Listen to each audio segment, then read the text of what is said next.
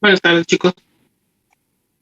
Bueno, vamos a ver el último tema, es cirrosis hepática. La cirrosis hepática pues, es distinta a la insuficiencia hepática aguda solamente por el tiempo de evolución del daño, pero en sí la sintomatología va a ser casi la misma y el tratamiento pues también va a ser muy parecido. Vamos a empezar definiendo cirrosis hepática y hay muchas guías que lo definen, pero bueno, esta es la definición más cercana a lo que es el término correcto.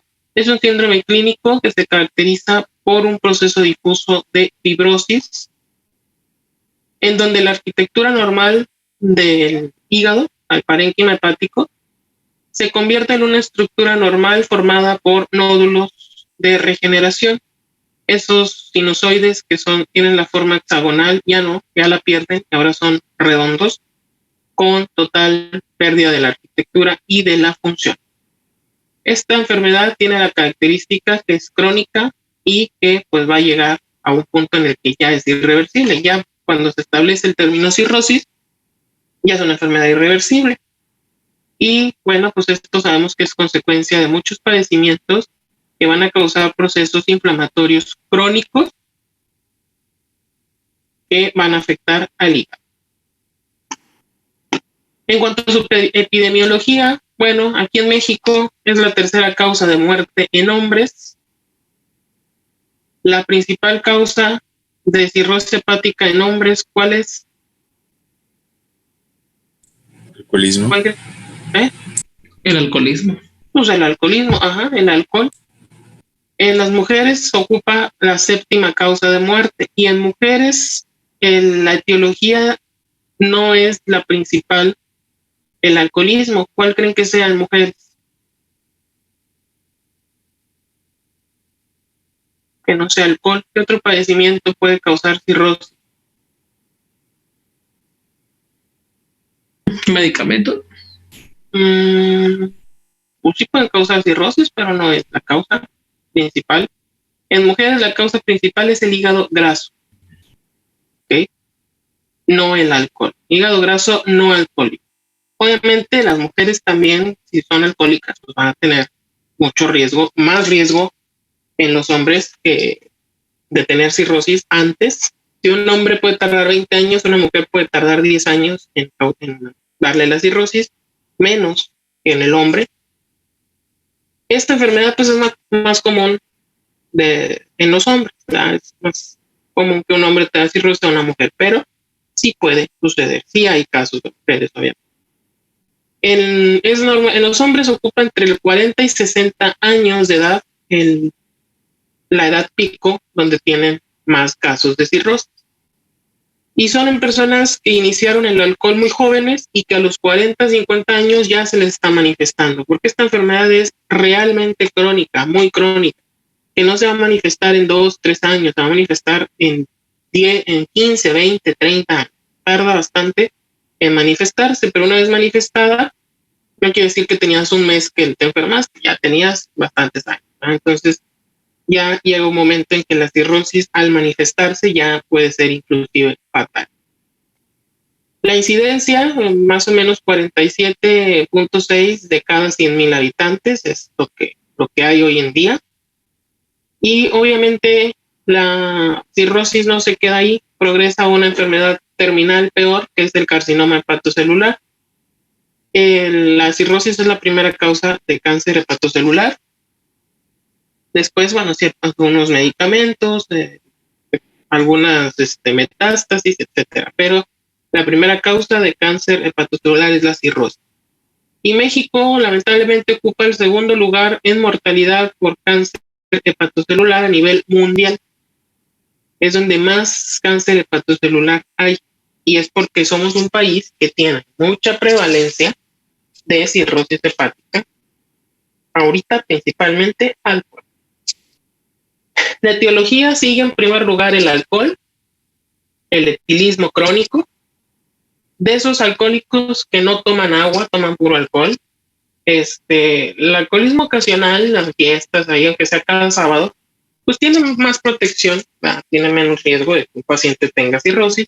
A aquel que pues todo el día y todos los días está con la cerveza o con el tequila o con el tonallán, lo que sea, ellos tienen mayor riesgo de tener la cirrosis.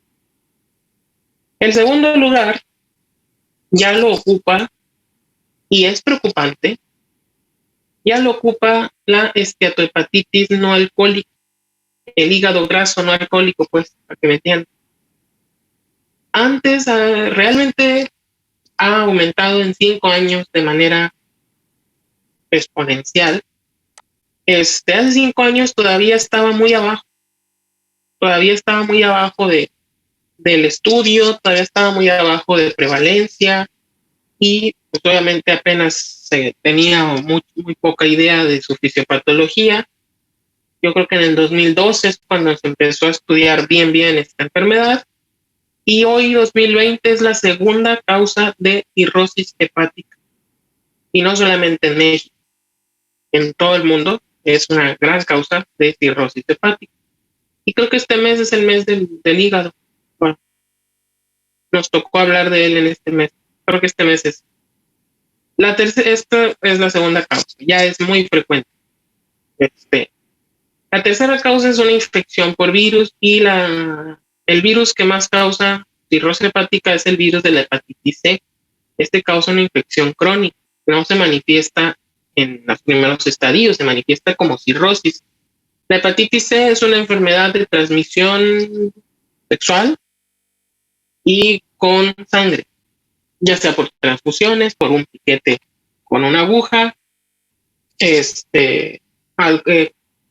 drogadictos que se andan compartiendo las jeringas, ya se pueden contagiar también de hepatitis C, de hepatitis B, no solamente de VIH. Hay que tener mucho cuidado ustedes en el hospital, cuando estén en el hospital, con las agujas, bastante cuidado, por favor, porque es muy raro que te contagies de VIH con una jeringa, así que nada más te pinchaste ya, es muy raro, pero hay que tener mucho cuidado con la hepatitis, porque sí te puedes contagiar. Y lamentablemente la hepatitis C no se te va a manifestar, entonces tú te picas y dices, ay, ya, X, no, tienes que hacerte un panel viral porque no se te va a manifestar. Mejor te ubicaste en el internado y se te va a manifestar cuando ya seas subespecialista con cirrosis. Hay que tener mucho cuidado con esta situación. Esas son las 3 principales causas de cirrosis hepática. Otras causas puede ser la hemocromatosis, un acúmulo de hierro en el hígado, la enfermedad de Wilson, que es un acúmulo de cobre en el hígado, colestasis obstructivas crónicas, que aquí en primer lugar lo ocupa la colestasis perdón, la colestasis biliar primaria, la obstrucción del drenaje venoso también puede causar una cirrosis hepática cuando hay un trombo en la circulación venosa. Toxicidad por fármacos, sobre todo fármacos de uso crónico, como metotrexate, que se usa para enfermedades autoinmunes, metildopa, que es un antihipertensivo, también puede causar.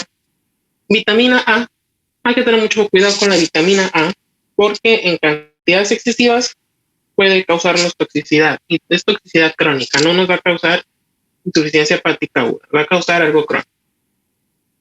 En pediatría puede haber fibrosis hepática, y la causa más común es la anomalía congénita de la vía biliar, por ejemplo, la atresia de las vías biliares. Cuando no se formaron los conductos biliares, se va a acumular la bilis y va a destruir totalmente a los hepatocitos. Entonces, en pediatría, la atresia biliar va a terminar en un trasplante. O en una cirugía, pues puede hacer una cirugía reconstructiva para hacer el drenaje biliar. Y por último, pues tuvieron algunos casos de pacientes que pues no entraban en ninguna clasificación, que no tomaban, no tenían nada y desarrollaron cirrosis. Entonces, para no decir que no sabían qué pedo, pues le pusieron cirrosis criptogénica, que es aquella cirrosis idiopática, que no sabes por qué, pero tiene cirrosis el paciente. Rarísima, muy rarísima. La van a ver, a lo mejor no. Pero pues ahí se encuentra en la clasificación. Es la idiopatía, criptogénica o idiopática. ¿Cuáles quiero que tengan en mente? Estas tres, por favor. ¿Okay? Siempre en mente en cirrosis.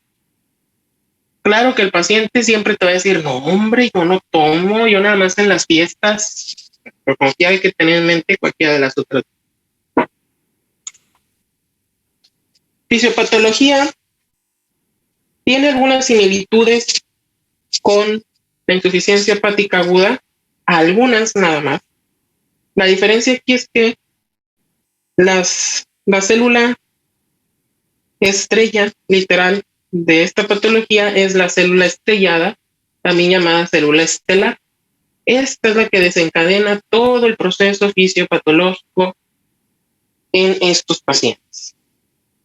Cuando hay alguna lesión, cuando hay alguna sustancia tóxica, llámese alcohol, llámese grasa, por hígado graso, virus, algo que esté causando esa toxicidad crónica, ese llamado de inflamación crónica en el hepatocito, va a despertar y va a activar a esta célula. ¿Qué almacena esta célula? ¿Qué les dije que almacena la célula estrellada? ¿Qué función tiene? Que realmente nomás sirve para fibrosar, ¿verdad? Pero sí tiene la función primordial. ¿Cuál era? Vitamina A. ¿Qué hace? La sintetiza. La almacena. Almacena la vitamina A. Almacena vitamina A y almacena colágeno y matriz extracelular, pero sobre todo es el almacén de la vitamina A. Y lo que hace esta célula estrellada es almacenar la vitamina A que se absorbe, que prácticamente es como sustancia lipídica. Ustedes van a ver vitamina A cuando estén en pediatría, que es grasa, aceite. Esa se almacena en la célula estrellada, y la célula estrellada solamente la va a estar liberando poquito a poquito, pasito a pasito. Para eso sirve, porque la vitamina A libre en el cuerpo va a ser tóxica. Entonces, la célula estrellada la almacena para que no cause toxicidad. Una vez que hay alteración en el parénquima, en el espacio peristinoidal, se activa esta célula, lo que se conoce como proceso de iniciación, y esta célula no solamente empieza a activarse, no solamente empieza a tratar de liberar la sustancia, sino que empieza a proliferar y empieza a dividirse. Ya despertó, entonces se empieza a dividir y nos va a dar lugar a otras células. Ya no se va a conocer como célula estrellada, sino que se va a llamar como fibroblastos o miofibroblastos. Al momento de que se convierte en esto, sucede una degradación interna de matriz extracelular, entonces termina por liberarse al espacio peristinoidal tanto la vitamina A como la matriz extracelular y el colágeno. Y una vez que está en el parénquima, en el espacio peristinoidal, este colágeno va a causar fibrosis del parénquima hepático. Esta fibrosis, y al momento de salir estas sustancias del miofibroblasto, pues van a inducir a un proceso inflamatorio. Y entonces van a empezar a llamar a células inflamatorias iniciales, linfocitos, o algún otro polimorfo nuclear, y pues van a iniciar un proceso de inflamación. Y una vez que hace su despapalle, pues esta célula se va a morir y los macrófagos de Kupffer lo van a fagocitar. Y esos macrófagos de Kupffer van a terminar por depositar colesterol o ese tipo de sustancias lipídicas en su interior, y pues van a también alterar y van a continuar este proceso inflamatorio. Una vez que se activan y empiezan a degradarse, esta matriz extracelular y este colágeno de aquí, junto con la vitamina A, lo que van a provocar es que vaya a haber una disfunción endotelial de los vasos sanguíneos que están aquí, de las arterias que están llegando aquí. Y esta disfunción endotelial va a hacer que estas células endoteliales sean permeables a las células inflamatorias. Entonces pues, les va a ser más fácil llegar y estarse depositando en este espacio. Es por eso que va a haber una inflamación crónica. Los hepatocitos tienen cierta estructura, cierta morfología que asemeja a microvellosidades. Todas estas que están aquí en la orilla son tipo microvellosidades. No tienen la función de la microvellosidad, pero ahí están. Y ayudan para mantener pues los procesos fisiológicos de manera normal. Una vez que hay mucho colágeno y mucha vitamina A en este espacio, estas microvellosidades empiezan a desaparecer. Entonces el hepatocito empieza a reconfigurarse, ya no va a tener estas proyecciones, ya va a ser totalmente plano. Esta alteración estructural de los hepatocitos y estas fibras de colágeno, este depósito de colágeno, van a hacer que el sinusoide ya no tenga la forma hexagonal y empiece a agregar una forma esférica, un nódulo. De esta forma se forman los nódulos de regeneración, que son la característica histológica principal de la cirrosis hepática. Y una vez formadas estos nódulos de regeneración, los hepatocitos pierden totalmente su función, obviamente de forma crónica, ¿verdad? Pero pierden su función y pierden su capacidad regenerativa. Ya no se pueden hacer nuevos hepatocitos y como que se encapsulan en un nódulo que tiene un borde completamente fibrosado. Ya no puede funcionar y ya no puede regenerar. Esto sucede en todo el hígado, entonces el hígado empieza en estadios iniciales a crecer porque está inflamado, pero ya conforme se fue estableciendo los nódulos de regeneración, este hígado empieza como que a chuparse, como que a hacerse más chiquito, y es cuando vemos que ya tiene bordes irregulares y que cuando tú ves un hígado con cirrosis, ya sea en vivo, en una autopsia o lo que sea, una cirugía, etcétera, ves que está lleno de bolitas en todo el parénquima.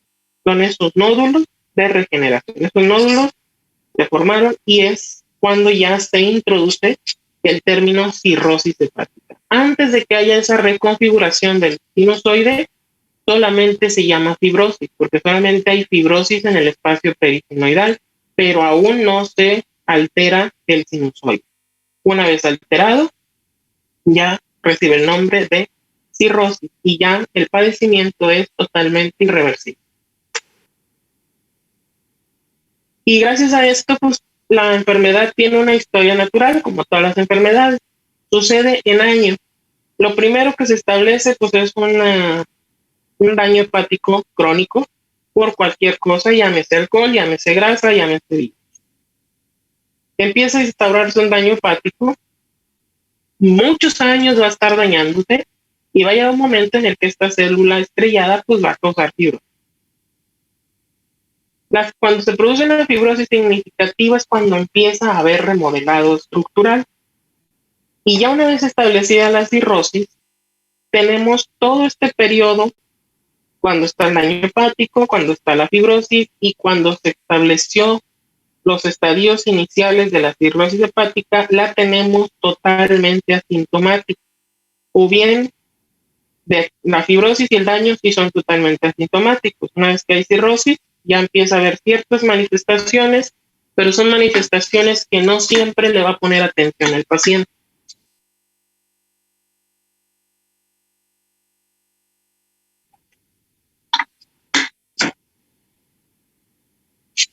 Y debido a esta historia natural, nos permite tener dos tipos de cirrosis hepática, de acuerdo a cuadro clínico: cirrosis compensada y cirrosis descompensada.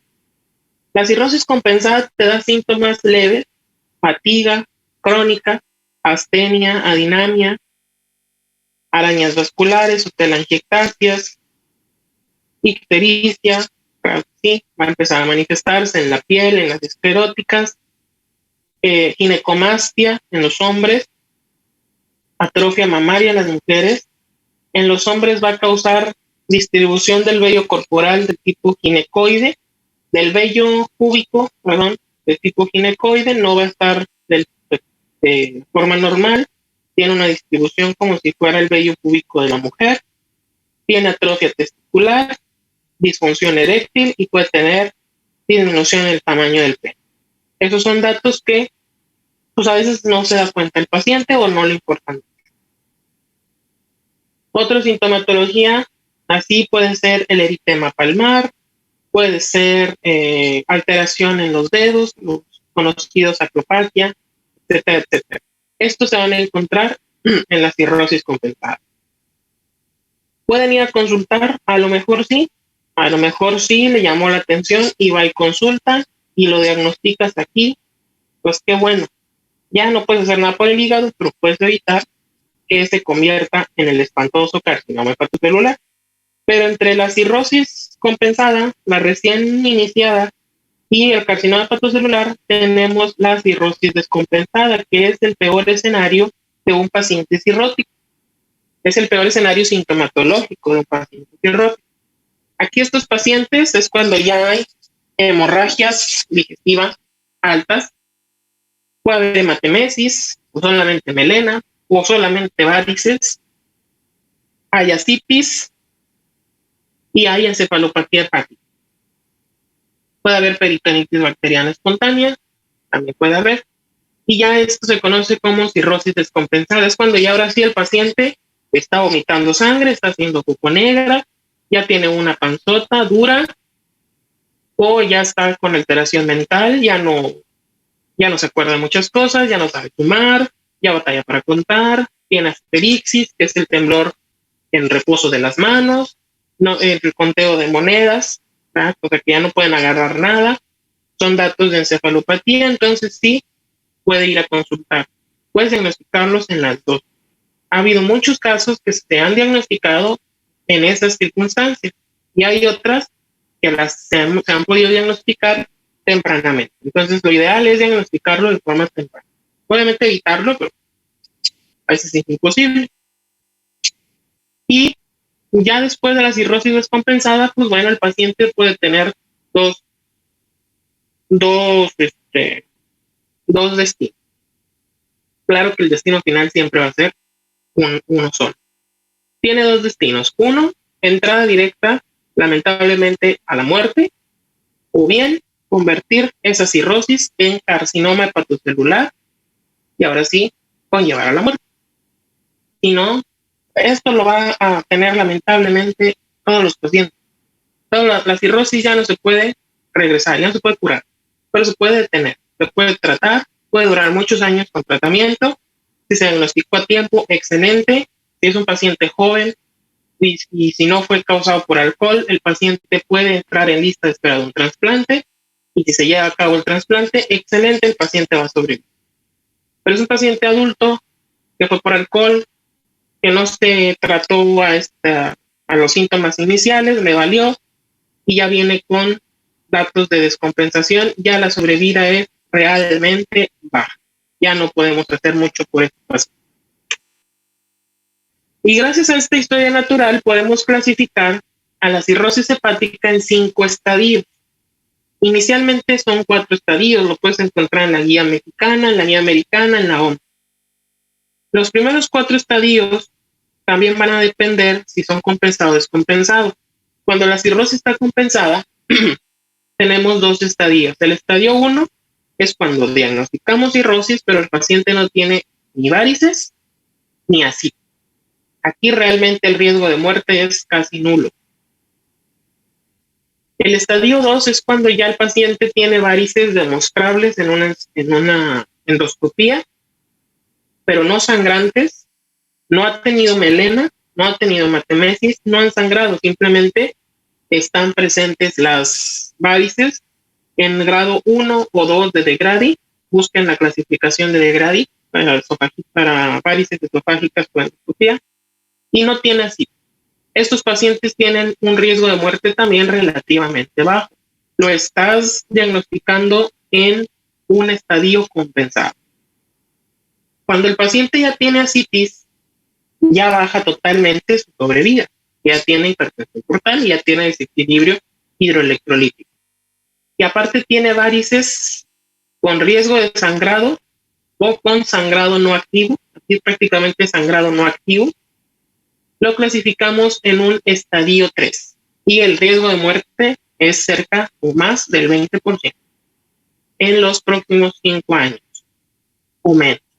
Allá tiene un porcentaje ya considerable de riesgo de muerte un paciente con estadio 3. Del 2 al 3 pasa demasiado, brinca mucho el riesgo de muerte. Y en el estadio 4 es cuando tiene un paciente ascitis, puede ser ascitis a tensión o no, y con sangrado activo de varices esofágicas. Si el paciente con endoscopía se ve el chorro de sangre o se ve la sangre en la pared, o sea, está activa, sangre roja, fresca, o el paciente está con hematemesis, ya está en estadio 4. Y el riesgo de muerte llega casi al 60% o más en el primer año prácticamente, o en el siguiente año que viene. Las guías europeas, realmente los europeos, sobre todo los españoles, no hablo de europeos de allá de París, de todo, no, más que nada España, tienen un gran modelo educativo, no modelo educativo, sino una gran enseñanza e investigación y todo de las enfermedades hepáticas en la hepatología. Porque quiera ser gastroenterólogo o hepatólogo, España es un buen lugar para hacer hepatología. Y ellos nos dan un 5º estadio, que es cuando ya hay complicaciones mortales, severamente mortales, en estos pacientes. Ya no solamente es la ascitis ni el sangrado, sino que ya hay otras complicaciones. Y dentro de esas complicaciones es la peritonitis bacteriana espontánea y el fallo renal o el síndrome hepatorenal. Una vez establecidas cualquiera de estas 2 complicaciones, el riesgo de muerte en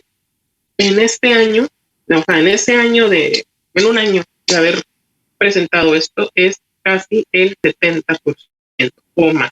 Aumenta un 10% que si no lo tuviera. La peritonitis bacteriana espontánea, ahorita la vamos a ver, es una infección por problemas de que tiene líquido de manera continua en el abdomen, entonces pues, se infecta y nos va a causar peritonitis. Y el síndrome hepatorenal, pues es aquel que cuando se daña el hígado también se daña el riñón, porque está asumiendo toda la carga de eliminar y metabolizar, aparte está expuesto a muchas toxinas, entonces pues llega un momento en el que se cansa y dice, oye, pues yo también quiero descansar, y se enferma y ya valió gorro. Entonces ya tiene 2 fallas. Y recuerden que la falla orgánica múltiple son 3 o más. Entonces ya le falla el hígado, ya le falla el riñón, y a ese paciente ya está muy próximo de que le falle el cerebro con la encefalopatía hepática. Ya tendría 3 fallas orgánicas, entonces ya realmente ya no hay mucho que hacer por ese paciente y en el año vamos. Ese es el estadio número 5. Ya es el estadio terminal, ya es un paciente cirrótico terminal.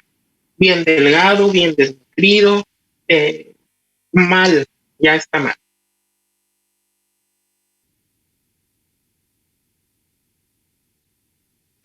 Y a veces mueren de forma, o sea, dormidos, a veces nada más están bien y ya en este tipo de estadios, ya a veces ni cuenta se da al familiar y el paciente fallece.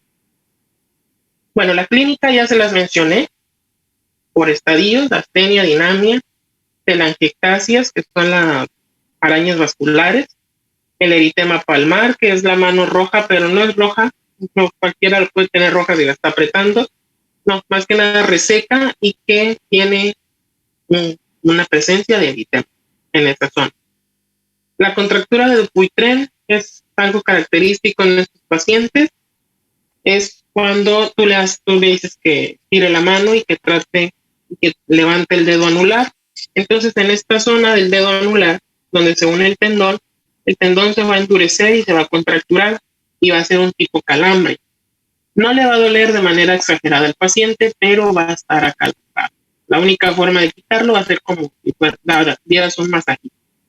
Los pacientes se pueden quejar de eso o tú lo puedes encontrar como un signo en un paciente con cirrosis. Lo puedes hacer como signo si no te lo ha dicho. A veces el paciente amanece el mentado dedo en gatillo. No es lo mismo que la contractura de Dupuytren, pero se puede manifestar donde el paciente se levanta y tiene el dedo así y no lo puede levantar. El dedo, esa es una contractura de aquí del tendón, pero más que nada el problema de aquí en la cirrosis es en el nervio, no tanto en el tendón, es en el nervio que hace que se contraiga de manera exagerada esa zona. Es un signo de la cirrosis hepática, no es patoneumónica, pero hay que valorarla. Los dedos en palillo de tambor, la acropaquia, esa también. Cuando el paciente tiene así, cuando la acropaquia es por predominio del dedo, de la uña, perdón, que se llama creo que uña de vidrio en espejo o algo así se llama, que la Hay uña es una la que se llama en forma de reloj, ¿no, doctor? Ándale, vidrio de reloj, uña en vidrio de reloj, algo así. Sí, bueno, es esa. Esa es característica del hígado, de la cirrosis hepática. Y el dedo en palillo de tambor, que es cuando lo que predomina es el dedo en sí, no la uña, el origen más común es de origen cardíaco. Entonces, cuando tenga un paciente así, hay que verle la uña y hay que ver a qué es lo que predomina en este dedo en palillo de tambor. Y es ese, en forma de espejo, ese mero. No es que se me había ido el nombre. La leuconiquia es la ausencia de la lúnula, que es el colorcito blanco que tenemos donde nace la uña. A veces se les va a los pacientes, o bien se les manifiesta en otro sitio. Ese también puede ser un signo de temprano, junto con los demás en la cirrosis.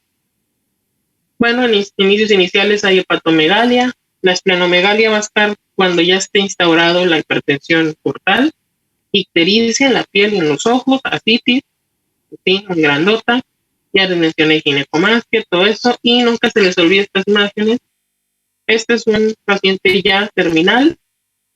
Esta es una hematemesis. Les presento una verdadera hematemesis que te da miedo.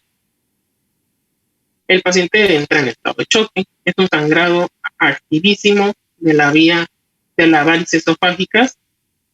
Y la de acá, que está en este cómodo, es una melena también marca de apio. Nunca se te olvida la primera vez que los ves y este tipo de melenas nunca se te olvida la primera vez que lo hueles. Que aparte de que se ve feo, huele horrendo. Parece petróleo, las heces, es un sangrado activo. Esto es un sangrado activo. Y es melena, no es ni rectorragia ni nada, es melena. Pero es un sangrado activo que a lo mejor aún no le da hematemesis y solamente melena. Ambas situaciones corre para que se puede chocar este paciente. Y se va a chocar si no lo revierte. En muchos casos ya no se puede hacer nada. Por ejemplo, en esta hematemesis, pues ya el paciente inclusive se ve ya mal, hasta que ya está muy terminal. En otras ocasiones se hace endoscopía, se ligan las varices y se puede tener sangrado. Y lo importante pues es la reposición de líquidos y tratar de mantener una presión arterial normal. Van a tener hipotensiones muy severas. El diagnóstico de la cirrosis, sospecha clínica y aparte ya el diagnóstico definitivo es con laboratorios y con imagen. En laboratorios, funcionamiento hepático es la primera que vas a tener que pedir. Vas a encontrar hiperbilirrubinemia, también a expensas de la directa. Vas a encontrar hipoalbuminemia, como en la aguda. Vas a encontrar hipocolesterolemia aquí, porque ya tiene mucho tiempo el hígado de no funcionar, entonces hay menos colesterol, porque el hígado produce colesterol. El tiempo de protrombina va a estar prolongado. Es por eso que las varices son peor desangrantes, porque no tienen nada que les ayude a coagular. No están muy prolongados los tiempos de coagulación, entonces sangra una varice esofágica y pues, de forma natural el cuerpo no la va a detener. Entonces la tenemos que detener nosotros. Ahorita vemos en la clase las complicaciones. Va a haber elevación de transaminasas. En los estadios iniciales no está tan grotesca como en la insuficiencia hepática aguda, pero pues sí, en las descompensadas sí va a haber un gran aumento de las transaminasas. La gamma glutamil transpeptidasa, la GGT, va a estar muy alta. Inclusive la elevación de enzimas en esta cuestión va a estar predominante por GGT y en la aguda por las transaminasas. Esta es otra diferencia. LDH elevada, y recuerden que la fosfatasa alcalina pues, va a estar normal cuando no es un proceso obstructivo. Van a tener anemia normo, porque la principal causa de anemia en estos pacientes es el sangrado. Y las hemorragias y los sangrados causan anemia normo. No se les olvide. Y obviamente dentro del síndrome ictérico puede haber coluria, la orina de Coca-Cola. Y en el síndrome síndrome hepatorenal va a haber hematuria y va a haber proteína. Electrolitos urinarios hay que pedirlos. Aquí me equivoqué. Hay que pedir electrolitos urinarios, pero en electrolitos séricos vamos a tener hipocalemia y vamos a tener hipernatremia. ¿Okay? Y tenemos que pedir electrolitos urinarios. ¿Por qué? Porque a través de los electrolitos urinarios vamos a decidir qué dosis de espironolactona le recomendamos a este paciente para prevenir la formación de edema. ¿Por qué? Tenemos que sacar la relación sodio-potasio urinario entre sodio sérico. Les voy a enseñar la fórmula, no se apuren. Para saber qué tan riesgo tiene el paciente de tener edemas o no. Y eso va a depender de la dosis de espironolactona. Entonces le tenemos que pedir electrolitos urinarios siempre. Dentro del abordaje diagnóstico también tenemos que pesar al paciente y siempre lo tenemos que pesar en las consultas. Estudios de imagen que vamos a pedir. Primera elección, ultrasonido o TAC. Ya aquí los dos ocupan el de primera elección. Ya decides tú si tiene para pagar un TAC, mándalo el TAC y te urge y tienes a la mano alguien que haga ultrasonidos ahí cerca o en donde trabajas, pues un ultrasonido. Ahí ya es decisión. En ambos vamos a ver un hígado, vamos a ver hepatomegalia en los primeros estadios, pero en estadios avanzados vamos a ver un hígado chiquito, bordes irregulares y que tiene esa configuración de tipo nodular en su parénquima. El riñón normal lo vamos a comparar y pues va a estar, ya no va a estar brilloso aquí, ya va a estar con menos densidad, con menos ecogenicidad, y vamos a tener estas zonas oscuras que sin un ultrasonido no se ve nada y se ve todo negro y sabes que estás en cavidad abdominal. Esto negro que es es agua, es líquido. Entonces, estos pacientes aquí se va a ver así. Y el ultrasonido es el ideal para calcular la cantidad de ascitis, porque te va a dividir el abdomen en cuadrantes y te van a medir la cantidad de líquido que tenga ese paciente en el ultrasonido. El TAC, lo mismo, un hígado chiquito. Bueno, este no es tan chiquito, este es más que nada irregular. Y también nos va a dar estas zonas negras, que es agua. Entonces también nos va a dar imagen de ascitis. Cualquiera de los dos es el de primera elección. El FibroScan es principalmente para pacientes con hígado graso, pero en pacientes con cirrosis lo puedes usar como método no invasivo para el diagnóstico. El FibroScan es una maquinita que emite ondas ultrasónicas que se va a medir el tiempo que tardan estas ondas en atravesar el hígado y se mide en kilopascales, en kPa. Normalmente tiene que tener menos de 5 kilopascales, tardar esto rápido, se emite la señal y pasa rápido. Cuando la máquina nos arroja que tiene más de 7.5 kilopascales, tarda en atravesar el hígado, y menos de 15, estos pacientes tienen fibrosis. Algo que nos ayuda mucho en el hígado graso, para saber que ese hígado graso ya está fibrosado. Y cuando el FibroScan nos dice que tardó más de 15 kilopascales en atravesar esto, ya estamos hablando de una cirrosis hepática. Entonces es un método diagnóstico no invasivo, gold standard para el diagnóstico de fibrosis y cirrosis hepática. Ya en los pacientes que diagnosticamos cirrosis por imagen, por clínica y por laboratorios o por FibroScan, ya la biopsia hepática ya no es necesaria ni recomendable. Solamente está recomendable la biopsia cuando tenemos dudas de si ya tiene cirrosis o no. Entonces sí se puede realizar. Sin embargo, las complicaciones de biopsia hepática en un paciente cirrótico son mayores que en un paciente con insuficiencia hepática aguda, porque ahí vimos que sí hay que tomarse, que es la que nos va a decir si se trasplanta o no. En este caso, en la cirrosis no es necesaria. Si tenemos dudas, se realiza y pues lo que nos va a mostrar para decir que sí tiene cirrosis, pues es los hepatocitos ya no están en hexágono, ya están redondeados, ya no tienen zonas blancas en el espacio perisinoidal, ya está todo morado, que es puro colágeno, está fibrosado.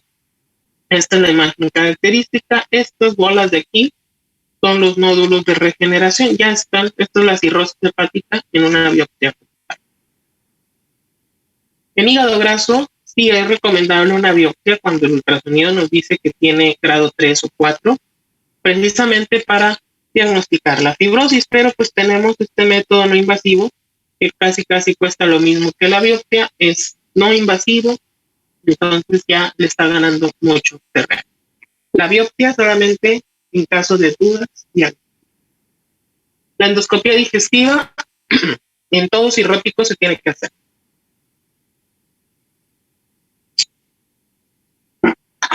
Tenga o no tenga sangrado, datos de sangrado digestivo alto, todo cirrótico tiene que tener endoscopías digestivas de control al momento de hacer el diagnóstico y cada 6 meses de preferencia. Si está controlado y en los primeros 6 meses no sale nada de varices, bueno, pues entonces cada año puede hacer, pero recomendable cada 6 una endoscopía. ¿Por qué? Porque hay que ver el desarrollo de las varices y no esperarnos a que ya le cause melena o ya le cause hematemesis. Y siempre va a tener prevención, siempre va a tener profilaxis. Ahorita la vamos a ver. ¿Alguna duda hasta aquí en diagnóstico? Bueno, no tienen duda, vamos a seguir. Si tienen dudas al final, mejor me lo dicen. El tratamiento siempre va encaminado a la no progresión. Ya no podemos regresar, ya. La cirrosis ya, salió. A menos que sea joven y que se meta a la lista de trasplantes y reciba un trasplante, pues perfecto, ¿no? Pero si no, pues si es joven y por alcohol, tampoco es candidato, ¿eh? Nunca va a tener el órgano porque pues, nunca va a estar en primer lugar. El tratamiento va encaminado a evitar el factor que lo causó y a tratar, ya sea si es hígado graso, bueno, que baje de peso, ya causó la cirrosis, pues hay que disminuir el problema de lleno de que causó esta cirrosis. Si es el virus de la hepatitis C, bueno, pues no, tampoco hay mucho que hacer, ya se instauró, ya causó cirrosis, ya mejor hay que dar el manejo integral de la cirrosis hepática. Y el manejo de la cirrosis hepática es complejo, pero no es difícil. Es muy parecido al de la insuficiencia hepática aguda, solamente que aquí el paciente va a tener toda su vida este problema y este tratamiento y hay que estarlo revalorando continuamente. Y pues tenemos tiempo. En la insuficiencia hepática aguda, pues, lo que menos teníamos era tiempo, 2, 3 meses, lo salvas o no lo salvas. En este paciente, pues vas a estarlo viendo más seguido. Obviamente, evitar bebidas alcohólicas. Obviamente, aunque no haya sido su causa, no puede tomar bebidas alcohólicas, ni un traguito, ni un sorbito, nada de bebidas alcohólicas. Aquí sí nos tenemos que apegar mucho para la dieta y tenemos que hablar con nutrición. Tenemos que tener siempre nosotros un nutriólogo o una nutrióloga al cual mandarle a nuestros pacientes de este tipo, porque la dieta para hepatópata es especial. Y la dieta para hepatópata inicial tiene que ser 0.5 gramos de proteína de origen animal por kilo de peso. De preferencia evitar la proteína de origen vegetal, más que nada animal, siempre y cuando no desarrolle encefalopatía. Si desarrolla encefalopatía, restricción de proteínas. Por eso siempre agarraditos de la mano y abrazados con un nutriólogo. Es el tratamiento contigo, médico, y el tratamiento con el nutriólogo, porque no le vas a decir a tu paciente, nada más le permito 0.5 gramos por cada kilo que pesa de carne. No, ya el nutriólogo le va a dar su plan alimenticio, le va a dar sus opciones de menú, ya es diferente. La restricción de líquidos y de sodio va de la mano con los electrolitos urinarios. Si vemos que tiene electrolitos urinarios bajos, entonces le vamos a restringir la cantidad de sodio, porque quiere decir que está acumulando. Si tenemos electrolitos sodio urinario, alto, entonces, no hay restricción de sodio porque lo está perdiendo y lo está eliminando de manera normal. La ingesta de líquidos, sí, en 24 horas no puede superar los 1.200 mililitros distribuidos en agua normal y en agua de los alimentos. Si te va a comer un caldito, ya no va a poder tomar tanta agua natural. Y esto más que nada en pacientes que tienen un gran riesgo de edema. A mí me gusta mucho la restricción de líquidos en etapas iniciales, ni en los nefrópatas ni en los hepatópatas. Si empieza con algún riesgo, le calculamos riesgo alto para tener edemas, pues bueno, entonces le restringimos, y no, pues no pasa nada, simplemente decirle no pase de 2 litros, o sea, tampoco se vaya a echar todo el garrafón. Pero si hay riesgo de edemas, bueno, menos de 1.2 litros es lo que debe de consumir.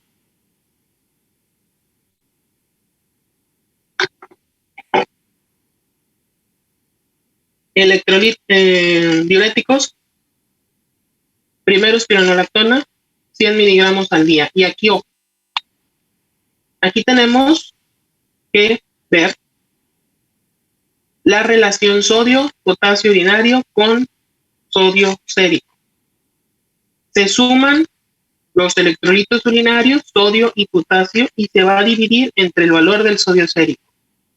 Si la suma y esta relación nos da una relación mayor a 1, o sea, el resultado es mayor a 1, no hay daño o no hay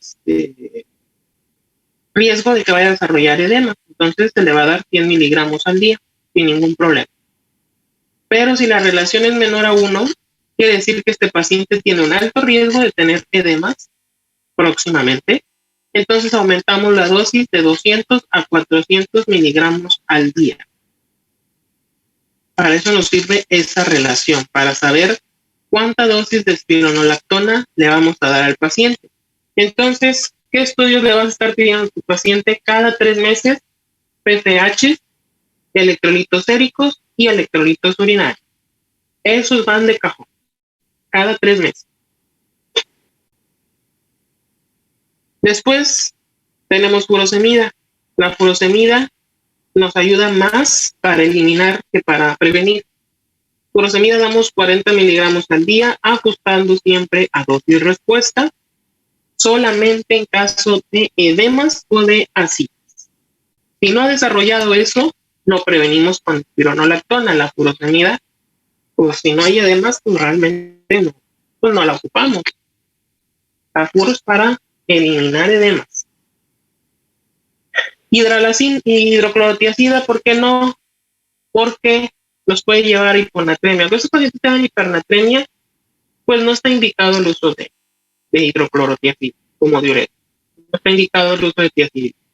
No está contraindicado al 100%, pero pues tampoco está recomendado. Esto es para prevenir edemas. Tenemos estos dos y por lo general usamos terapia doble. No sé, a lo mejor 20 de furosemida y como profiláctico. Y en caso de ascitis, pues 40 hasta 170, o sea, dependiendo del grado de ascitis que tenga el paciente. Mande.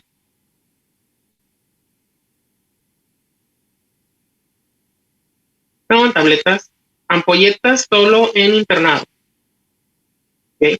No, todo es en tabletas. Para prevenir la hipertensión portal, se tiene que usar beta bloqueantes no cardioselectivos como el propanolol o carvedilol, pero el de primera elección siempre y el mejor es el propanolol para evitar y reducir la hipertensión portal. Si lo diagnosticamos a tiempo y aún no tiene varices, dando propanolol, vamos a disminuir mucho el riesgo de tener varices esofágicas. El propanolol se da en dosis de 80 a 160 miligramos al día, repartido en 3, en 2, en una sola dosis, recomendables en 2. El propanolol viene en tabletas de 20 y de 40 y de 80, creo. No, ahí no me haga mucho caso. Las que he visto son de 40. Las que manejo yo son de 40 para ellos y 20 para los de hipertiroidismo. Podemos dar de 40 cada 12 y el paciente podemos prevenirle muy bien la hipertensión. Incluso desde 40, pero con una exhaustiva evaluación. Entonces mejor 80. Siempre con vigilancia de la TA. ¿Okay? Siempre. Que esté checándose la TA. Si está con tendencia a la hipotensión, reducimos la dosis. O si está con furosemida y no tiene edemas, pues mejor se la quitamos porque lo está hipotensando y solamente le dejamos el propanolol.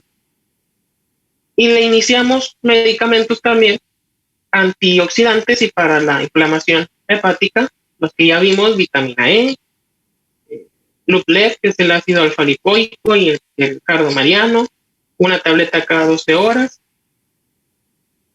Es una cajita que trae un hígado pintado. Siempre digan así tu paciente, no se va a olvidar. Silimarina, ademetionina, que es el Samir. Pues es más que nada para evitar una colestasis, es antioxidante y antiinflamatorio hepático, pero también disminuye la colestasis cuando hay hiperbilirrubinemia, que no haya tanto dentro del hígado. 1000 a 1500 miligramos al día. Recuerden que estos 4, los vimos en insuficiencia hepática aguda. Bueno, aquí sí son de cajón, que lo tiene que tener su paciente los 4. ¿Okay? Le va a ayudar demasiado. Y algo muy importante es, si no han aparecido, prevenir las complicaciones. ¿Tienen clase ahorita, Yami? No vi eso. No. Ustedes me dicen, me faltan máximo media hora. Le doy ahorita, ya no nos vemos hasta el examen, o nos vemos mañana para terminar. Ustedes me dicen. Ahorita agarré vuelo yo. Ahorita. Sí, yo también diría que ahorita. Bueno, pues ahorita ya no nos vemos mañana. Bueno, lo importante después de este tratamiento, cuenta que este es el tratamiento. Siempre digo que voy a hacer una receta de ejemplo. Es la que va a llevar tu receta. Todo esto, sí se espantan, pero pues ya es un padecimiento grave, ¿no? Es un padecimiento que hay que tratar. Esto le va a ayudar a que no progrese a el problema. La espironolactona, furosemida y propanolol nos van a ayudar a evitar las dos principales complicaciones, que es la hipertensión portal y la citis. La hipertensión portal sucede porque debido a esta nueva arquitectura del sinusoide, que ahora es un nódulo, se corta la circulación portal. Hay una detención y obstrucción en la detención portal intrahepática, aquí dentro del hígado, lo que va a ocasionar que el flujo portal se empiece a detener. El gradiente de presión de la vena de la vena porta es menor a 5 milímetros de mercurio. Cuando sucede una detención, aumenta tanto este gradiente a más de 5 milímetros, más de casi 15, 20 milímetros de mercurio. Está mucha atención la vena porta, que va a tener que buscar a dónde salir, a dónde ir, a dónde derivar. Las tres principales vías por donde va a derivar, bueno, no, son dos, donde va a derivar la circulación portal son las venas gástricas y las venas esofágicas. Es por eso que cuando hay una hipertensión portal, aumenta tanto el flujo de las venas esofágicas que van a engordar tanto que se van a hacer como varices. Va a haber varices esofágicas y va a haber varices gástricas. También las gástricas están muy gordas. Esto condiciona que el paciente tenga mayor riesgo de tener úlceras. Entonces, varices esofágicas más úlceras, pues el paciente es cirrótico terminal, por eso tiene un sangradero fatal, porque tiene estas dos zonas complicadas. A esto se le conoce como circuito colateral.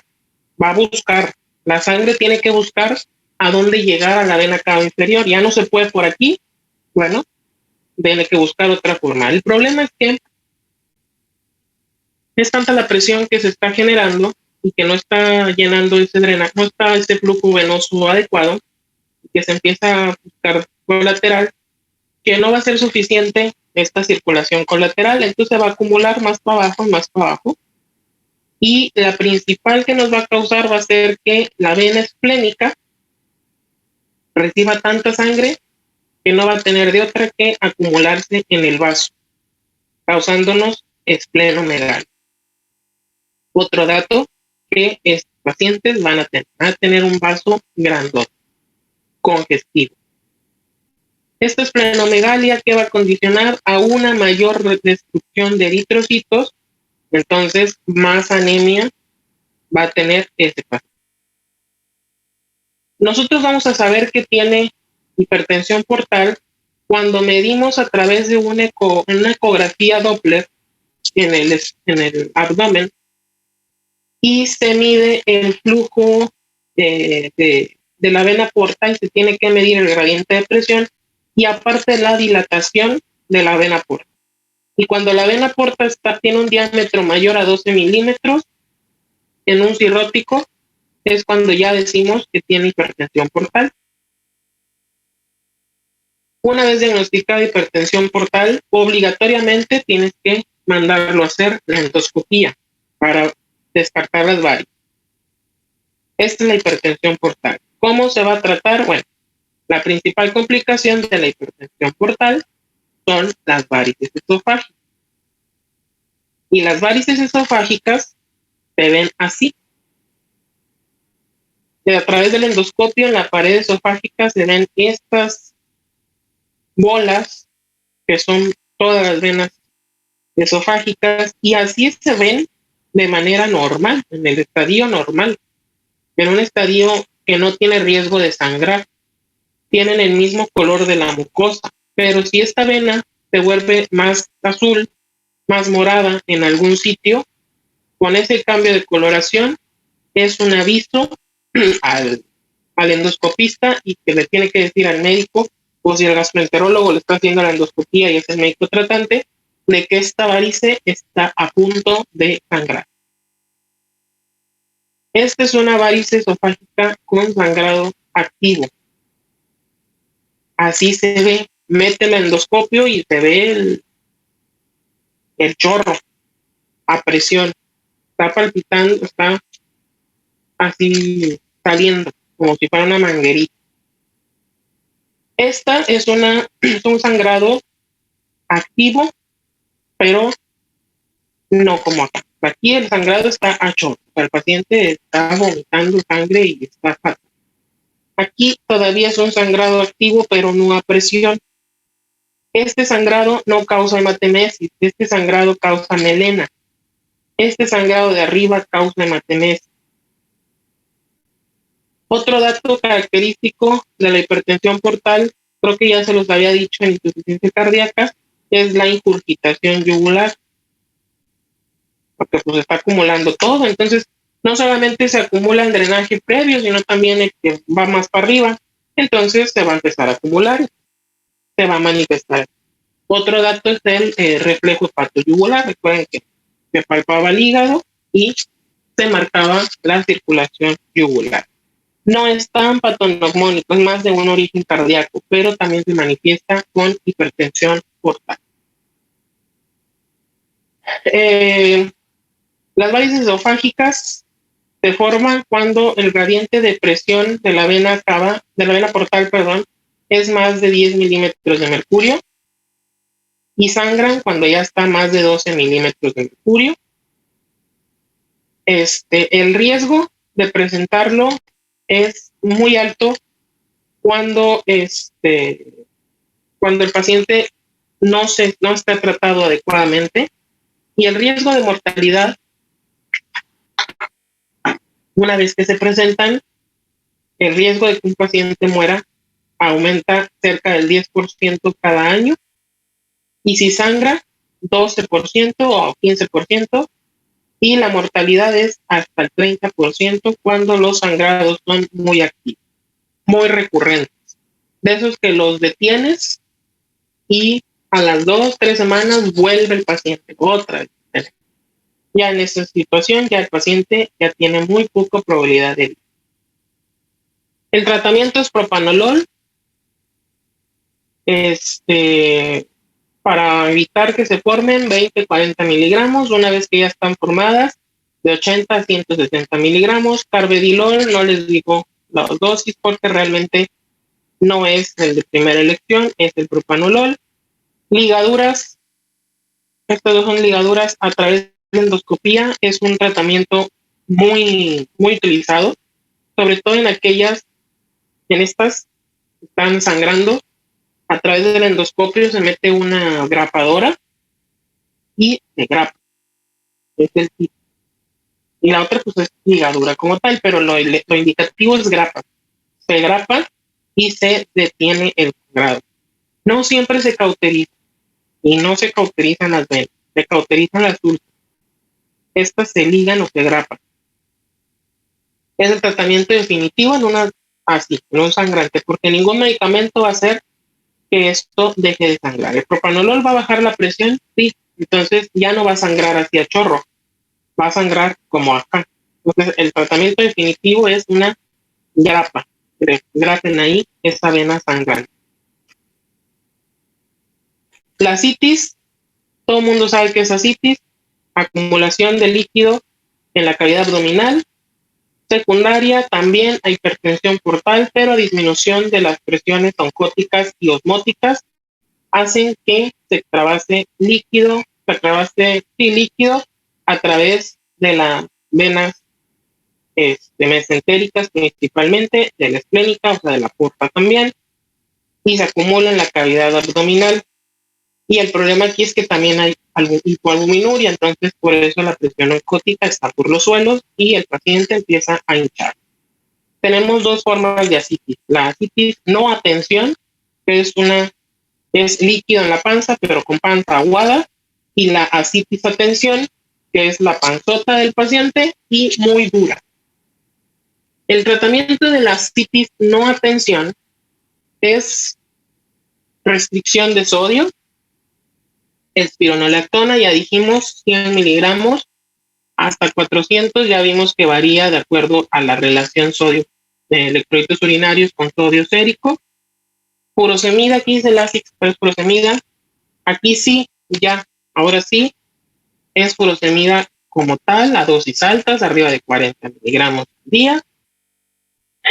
La asitis no a tensión no siempre es interna.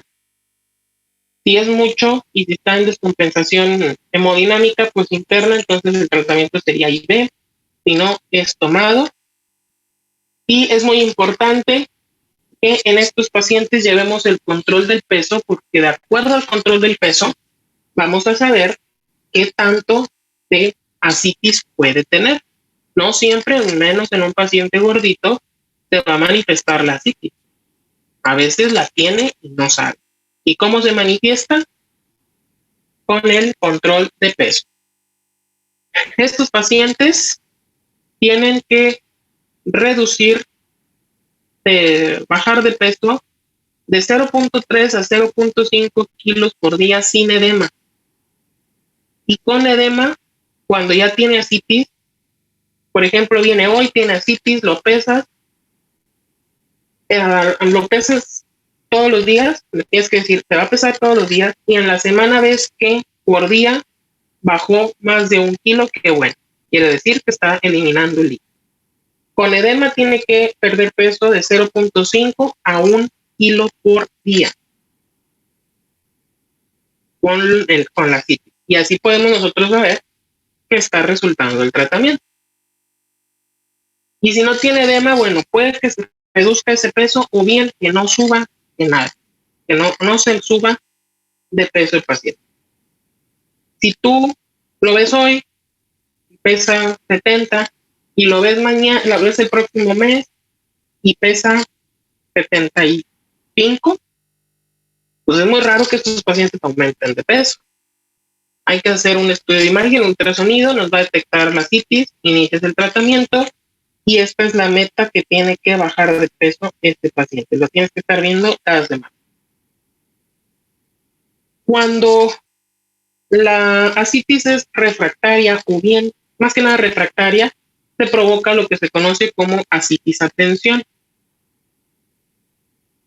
Mucho líquido, con la panza muy dura y con el ombligo saltón. Esa es una asitis a tensión. Y el tratamiento de la asitis a tensión es una paracentesis. La paracentesis es sacar el líquido. No lo puedes, como está tan duro, no lo puedes sacar con furosemida ni nada, no va a salir. Tenemos que sacarla manualmente. Y esto se hace en el abdomen. Se tiene que hacer una colocación de un catéter, bueno, de un catéter como tal, y drenar el líquido. Por lo general se tiene que hacer en la fosa ilíaca izquierda, por el riesgo de que en la fosa ilíaca derecha toquemos el apéndice, que sería fatal, una perforación intestinal. Aunque está muy dilatada, pues bueno, es el menor de los riesgos. Bien, la indicación de paracentesis es la asitis a tensión. Y una vez que localizas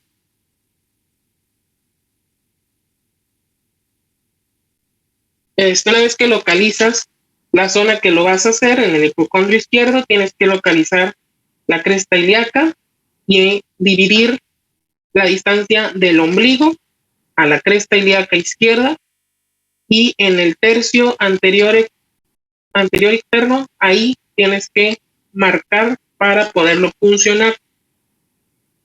Con infiltración local de lidocaína tienes que infiltrar en forma de abanico o en forma de reloj todo alrededor de la zona, y una vez que vas a salir, obviamente esto es pura platicada, ¿eh? Lo van a entender cuando hagan o vean una vez que infiltran la zona, al momento de salir tienen que salir y hacer una ronchita con la lidocaína. En esa ronchita van a meter el yelco, por lo general es un yelco de los rojos, meten el yelco y esa tiene que estar conectada a una unidad de venoclisis. Y esa venoclisis va a tener que ir a drenar a un bote, de preferencia un bote, ¿cómo se llama? Marcado con mililitros para saber cuánto está saliendo. Algo que hay que tener muy en cuenta en la paracentesis es que no debemos de drenarlo rápido. Tiene que ir lento. ¿Ok? Dejamos de preferencia para regular la velocidad, la venoclisis, poder regular la velocidad. Se coloca, se fija muy bien el sitio del catéter y el paciente dice que no se puede quedar solo al 100%, tiene que tener un familiar al lado. Esto es hospitalario, pero tiene que hacer en el hospital, y siempre valorando la presión arterial. Ustedes van a ver demasiadas paracentesis en el internado. Anímense, apréndanla, ahí es la primera que haces y jamás se te va a olvidar cómo hacerla.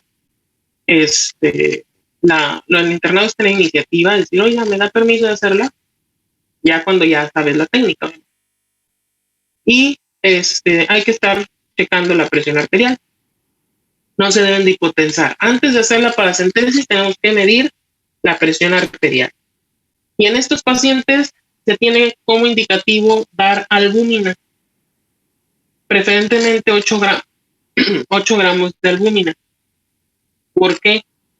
Porque cuando se hace la paracentesis hay un desequilibrio, se puede presentar un desequilibrio y causarnos una hipotensión severa en el paciente, y bueno, puede llegar hasta el paro cardíaco.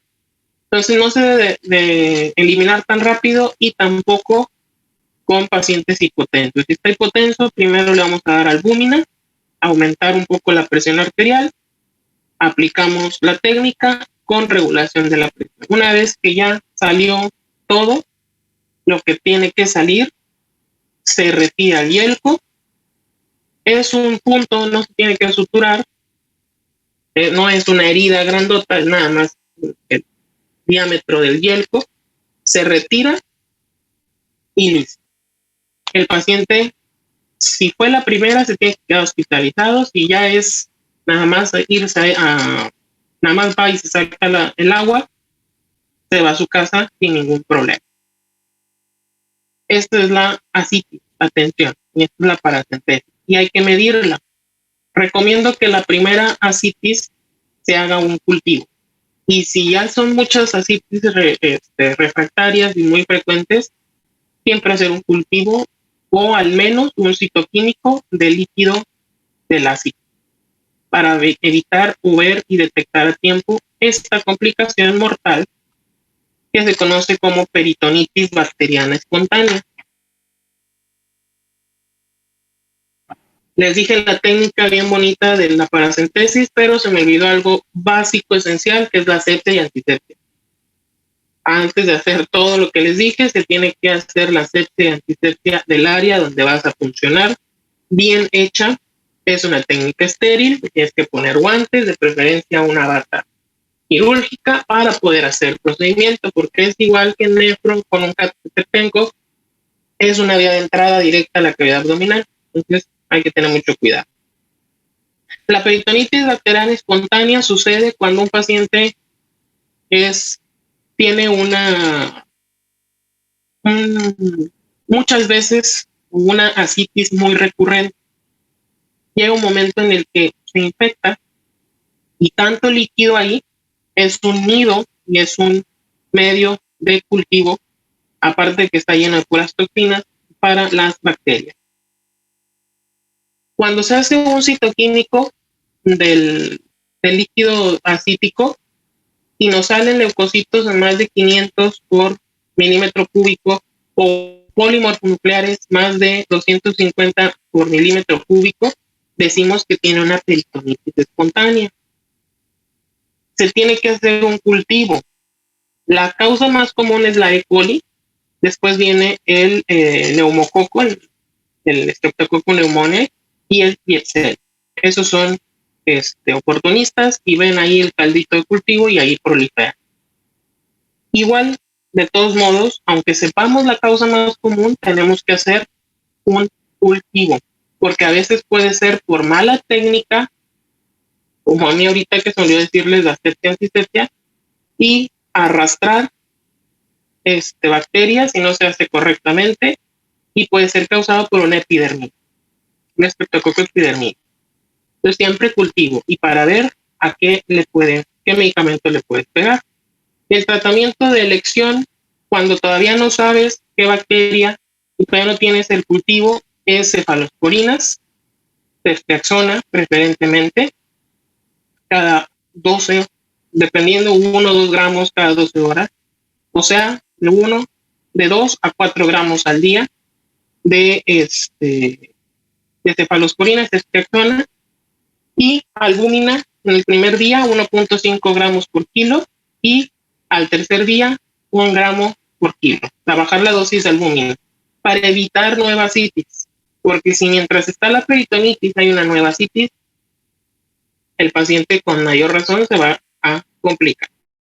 Y la peritonitis se manifiesta con un dolor incapacitante de abdomen. El paciente llega gritando, quejándose de dolor abdominal, tiene ese antecedente cirrótico y que ha tenido ascitis, pues ya está gritando que es una peritonitis. Es de muy mal pronóstico, incrementa considerablemente la mortalidad, hasta un 30% más de la mortalidad de base que ya tenía. Recuerden que estaba en el estadio 5 de cirrosis, guías españolas lo clasifican así, y el paciente puede morir en ese mes y tiene una supervivencia menor al 50% en 2 años. Ya es una complicación muy, muy severa. Y puede tener tratamientos crónicos con antibióticos para prevenirla, pero no es indicativo. Bueno, y la última complicación ya para acabar es la encefalopatía hepática. La encefalopatía hepática es en la cirrosis hepática de los últimos estadios, por así decirlo, de las últimas etapas de un paciente cirrótico. Es de mal pronóstico, tiene una mortalidad muy alta. Una vez que se empieza a manifestar, en el primer año tiene una mortalidad mayor al 60%, y siempre hay que descartar factores desencadenantes en un paciente. Por ejemplo, el uso de fármacos sedantes. No se debe de sedar a un paciente cirrótico de manera que no tenga explicación, ¿verdad? O sea, si se va a operar o algo, pero si no. La deshidratación, constipación, un paciente con estreñimiento crónico cirrótico le puede causar una encefalopatía. ¿Por qué? ¿Por qué creen?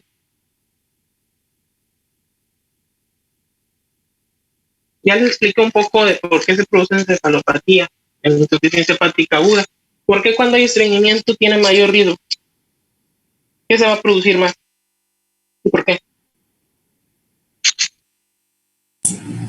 Por la incapacidad para eliminar las heces, ¿no? Se produce más amoníaco. Ajá, hay más amoníaco y amonio es lo mismo. Porque está detenida los alimentos, está detenido las heces, entonces las bacterias aprovechan y empiezan a sintetizar más amonio. El hígado cirrótico tampoco es capaz de metabolizar este amonio, entonces se va a empezar a acumular y nos va a precipitar a que inicie con encefalopatía. La melena también sangrado excesivo alto también condiciona a mayor prevalencia, a mayor expresión de encefalopatía y una infección, una gastroenteritis en el paciente cirrótico también.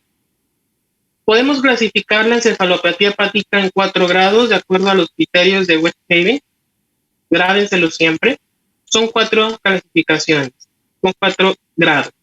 El grado 1 es un paciente eufórico o con ansiedad, con déficit de atención, con deterioro en cosas que él puede hacer, en las matemáticas, en ponerte atención, en hacer un cálculo mental. Puede haber, es donde empiezan los problemas de arteritis, el temblor. Este es grado 1. Grado 2 es cuando el paciente ya tiene letargia, ya está muy desorientado. Bueno, no está muy desorientado, ya tiene desorientación. A veces dice, ¿dónde estoy? O ¿dónde andamos? Cambios de personalidad, bipolar, como quien dice, comportamientos inapropiados, cosas que pues, normalmente no hacía y los empieza a hacer. Cambios de humor, ya lo dije, son a veces muy groseros. A veces están como cooperativos y de repente empiezan a arrancarse todo y empiezan. Hace un minuto la enfermera pudo haber dado un medicamento y está muy bien y vienen y le dicen que ahora está muy, muy enojón y que se quiere arrancar todo. Esa es la encefalopatía grado 2.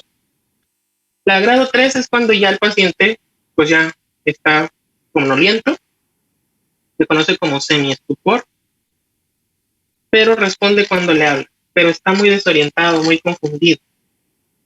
A veces regresan a ser niños, o sea, ven, piden por mamá, papá, dicen cosas incoherentes, tú les hablas y te abren los ojos y te responden sí, pero están súper desorientados y siempre con los ojos cerrados. Grado 3, hay que valorar esta de Glasgow también, claro que sí. Y el grado 4 ya es cuando el paciente ya está en estupor o coma, cuando ya no hay respuesta a estímulos, ni al habla, ni a dolor, ni nada. Ya está en un coma. Y esto ya es el peor de los casos. ¿Por qué me esperé? Esta clasificación de Westhaven es para encefalopatía hepática en general, tanto para la cirrosis como para la aguda. ¿Ok? ¿Por qué me esperé a hablar de ella? Porque ya quería hablar aquí, ya como último tema, ya como último apartado. En los dos es lo mismo, solamente que en la aguda va a suceder en los primeros 2 meses, o en el primer día, no sé, pero va a tener la misma evolución, los mismos grados. El grado 4 ya es cuando el paciente inclusive ya puede tener edema cerebral. Lo indicativo es medir la presión intracraneal, dar medidas para disminuir presión intracraneal porque puede tener hipertensión intracraneana, control y prevención de edema cerebral con los cambios de posición de la cabeza, el paciente en semifowler o en fowler, con balance hídrico, evitando totalmente la hiponatremia y la hipoglucemia, que son los principales factores de edema cerebral, y el tratamiento de estos pacientes para cuando ya está instaurado el daño es disminuir las concentraciones de amonio en la sangre, y para eso tenemos el Epamers, LOLA, L-ornitina, L-aspartato. Este medicamento lo tenemos en IV o en vía oral. En IV se aplican de 2 a 4 ámpulas al día. La ámpula viene de 5 gramos en 10 mililitros.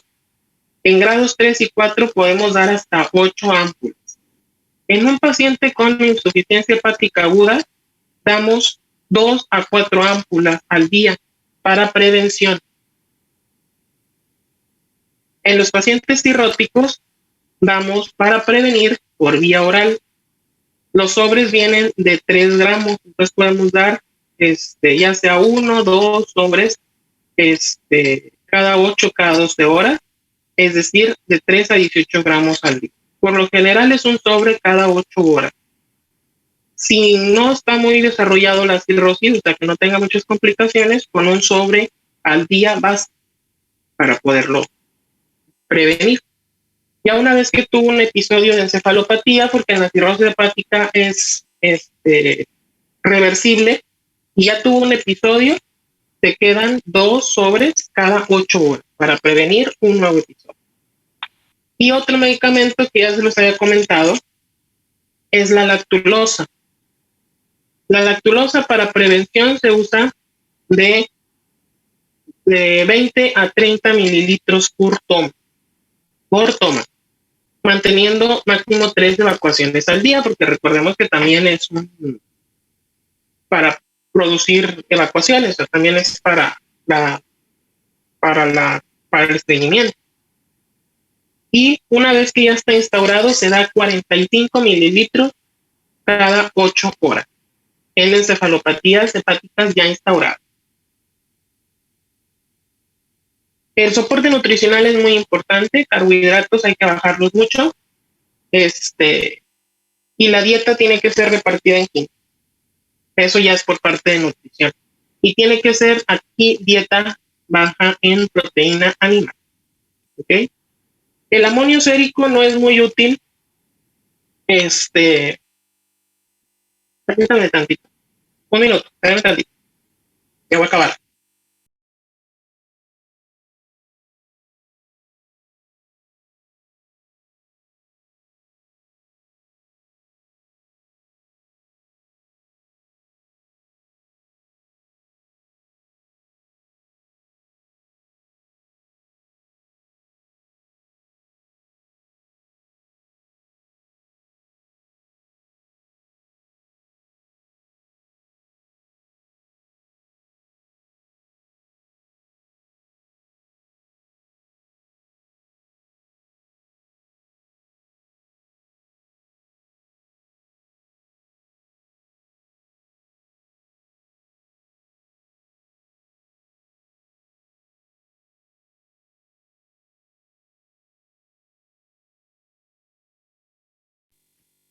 Listo, perdón, es que me hablaba.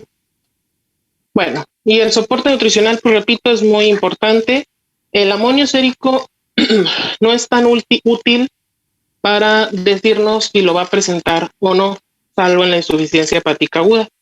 En la cirrosis no, porque ha habido casos de pacientes que tienen mucho amonio y no tienen encefalopatía, y otros que no tienen tanto amonio y sí tienen encefalopatía. Entonces, no nos ayuda para el diagnóstico o como para prevenirlo. ¿Okay? Sí nos ayuda para saber qué tanto amonio tiene, pero no para saber si va a presentar o no encefalopatía. Es independientemente de los niveles de amonio. El amonio en el cerebro se produce en glutamina, se convierte en glutamina, y la glutamina es la que hace la toxicidad a las células y la edematización cerebral. Y bueno, creo que ya fue todo. No. Bueno, ya para terminar, la clasificación de Child-Pugh es muy importante, y esta la dejé al último porque ya involucra aquí la citis y la encefalopatía.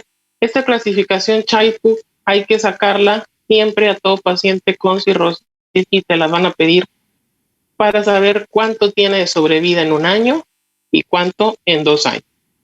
Y aquí nos marca los parámetros de bilirrubina, albúmina y INR, que es de la coagulación, tiene que ver con el tiempo de protrombina sobre el tiempo de tromboplastina, se maneja en porcentaje, la citis y la encefalopatía, y otorgamos 1, 2 o 3 puntos dependiendo de los grados que se encuentren,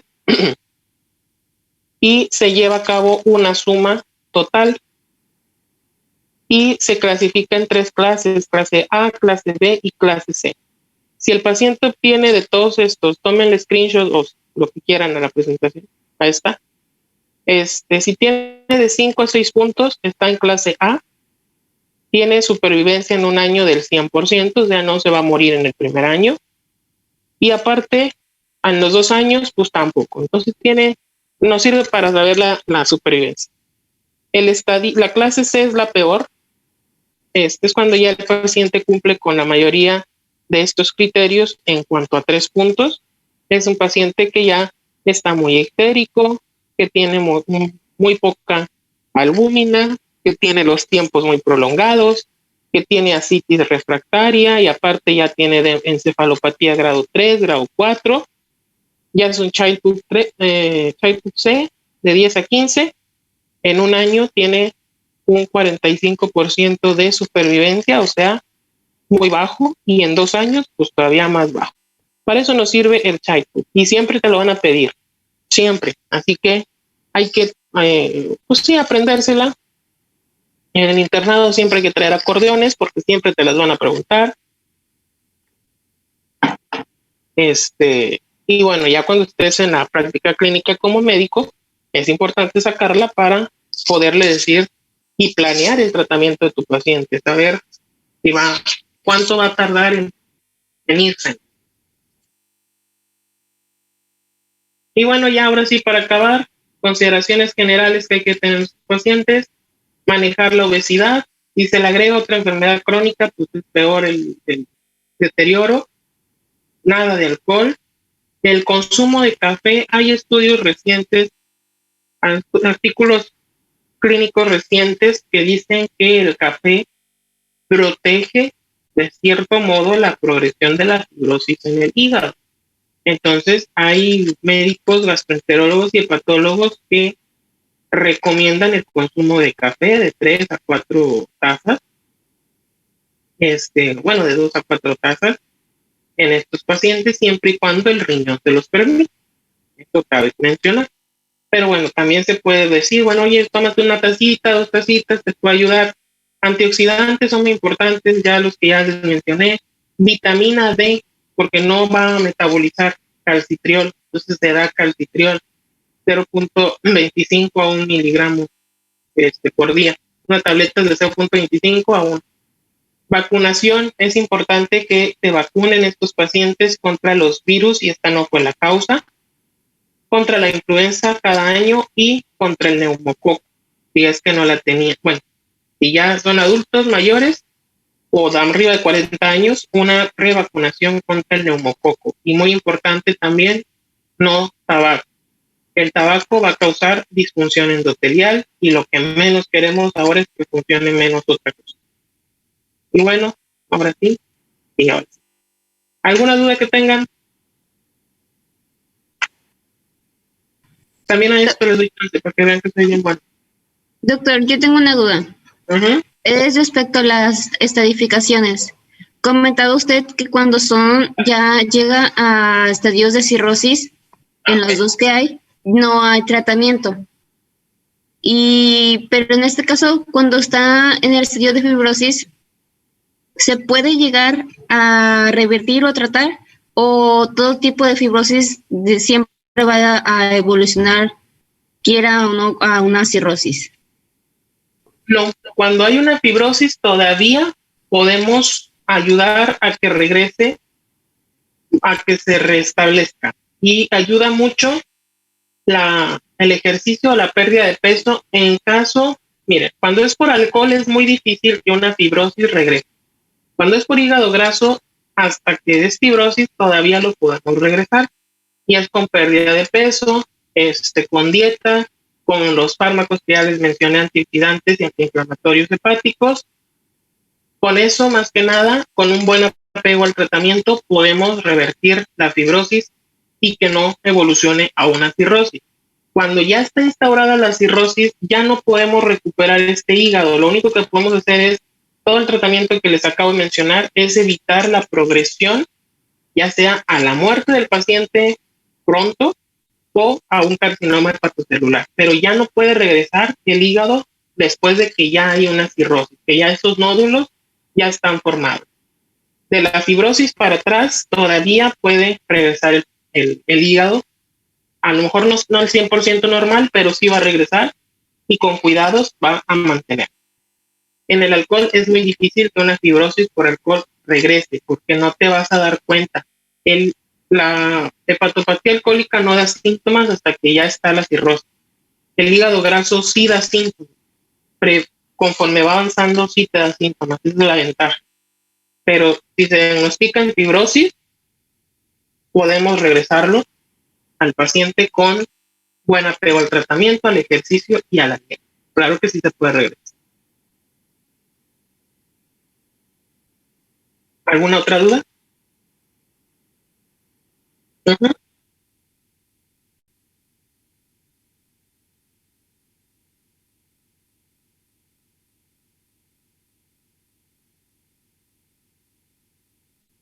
Realmente es por alteraciones en cuanto a al colágeno. Por eso hay alteraciones en la piel, y hay alteraciones en las uñas, y hay alteraciones más que nada dermatológicas, porque se afecta en tanto la síntesis de colágeno, que también se lleva a cabo gracias a las células estrelladas. Eso más que nada es la causa como tal.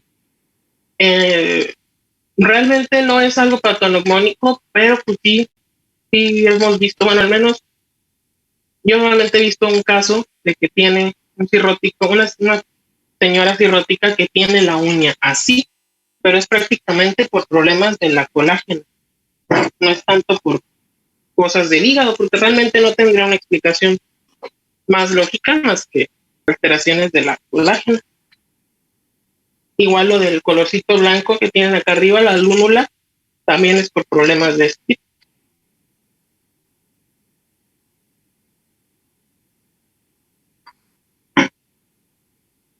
¿Alguna otra duda?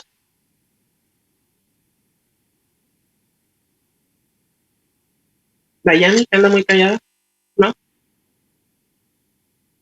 No, ideas about this. Silvia, que está cantando, ¿no? Silvia Ruiz, que no me escucha porque está cantando, yo creo, mira. ¿Alguna duda, alguien? No, todo bien. Bueno, pues ya. Diana, ¿no tienes dudas, Diana? No, doctor, todo bien. ¿Segura? Bueno, entonces ya acabamos. Con esto acabamos ya los temas. Vienen todos menos cosas de anatomía. Déjame les digo. De la introducción, nada. Las definiciones y eso, es flojera. Pruebas de laboratorio, tampoco. Me voy a enfocar en las patologías, insuficiencia cardíaca. De fisiopatología cardiovascular, en cuanto a anatomía y fisiología, tampoco. Electros, sí les voy a poner electro, pero enfocándose a la insuficiencia cardíaca, más que nada.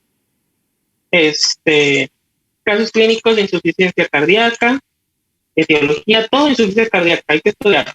Biología tampoco, ¿verdad? ¿O sí? ¿Perdón? No, nada. No, nada, está bien. Etiología. Bueno, valvulopatía, eso también. Endotelio, aterosclerosis, sí. Y síndromes coronarios agudos, obvio, también. Y pues insuficiencia hepática aguda, cirrosis, encefalopatía hepática,